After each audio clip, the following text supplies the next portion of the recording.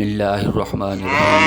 अस्सलाम वालेकुम। माशाल्लाह जी, बाबू पहले दिन अपनी गाय का दूध निकाल रहा है। ए जनाब तुसी देख रहे हो बाबू जनाब बंदे इकट्ठे करके उन्होंने दी मिन्नत तरला करके ते जिहड़ा है ना बंदे नूं लैके आया ते जिहड़ा है आपदी गाय का दुध जिहड़ा है पहले दिन जिहड़ा चोरिया है कल रात नूं अज रात नूं जिहड़ी है इहदी गां सूई आ ते वच्छा दिता है जी।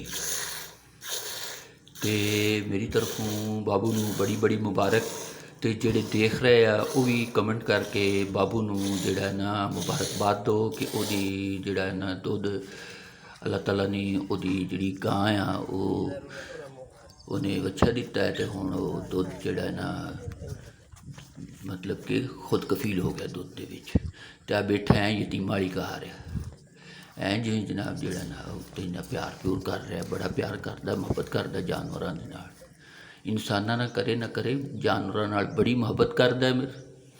अच्छा तो फिर मेरे भाईओ तुसी देख रहे हो ये कम वेखो तो इनू वेखो